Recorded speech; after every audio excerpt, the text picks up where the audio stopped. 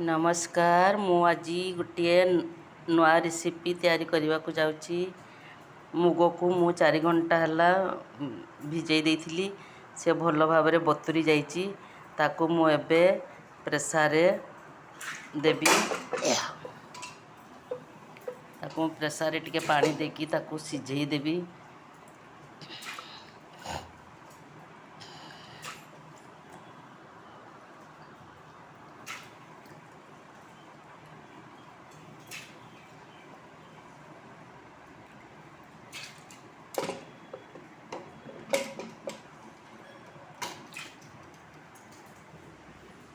तापर गैस टा लगेबी।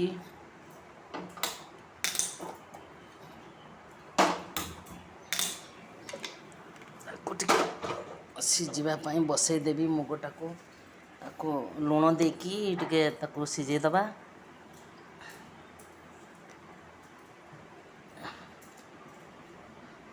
ताकू लुण देकी आग सिझे देवी ताकू बसई देली ताकू टिके सिझे देवी। ताकू 2-4टा हुइसिल पर बंद कर देवी। ता भितर मो अलगा जिनिस प्रस्तुत करनी सिझा भितर मो अलगा जिनिस प्रस्तुत करनी। आज ये रेसिपी रो ना है मुग सिझा।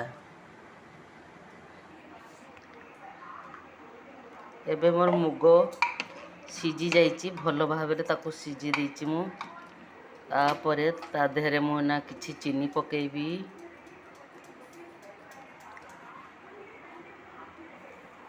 जे जमती मीठा खाइबो से अनुसार चीनी दबो। आमर टिके बेसी मीठा खाई मु टिके चीनी टिके बेसी के दे देली।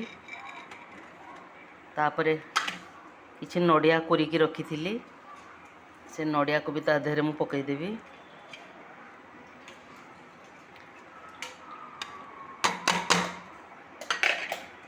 आ ता देहरे किछि आमे क्षीर दे दबा टिके टेस्ट भलो लागिवो।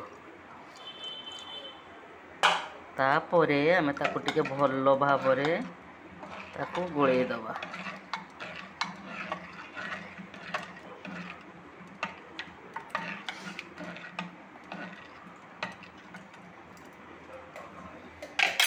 मु तापर आ टिके ताकू गैस रे बसई देबी।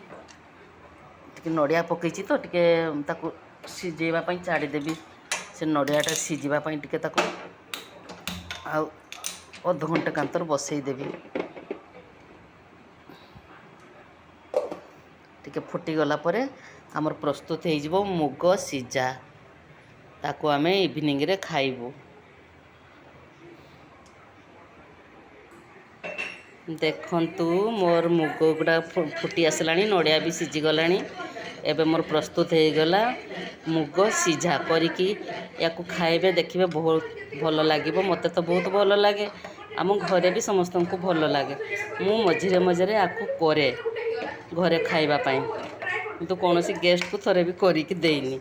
आपण माने करिकी खाइबे देखिबे बहुत भल लागिबो। प्रस्तुत हो गला मोर मुग सिझा। धन्यवाद।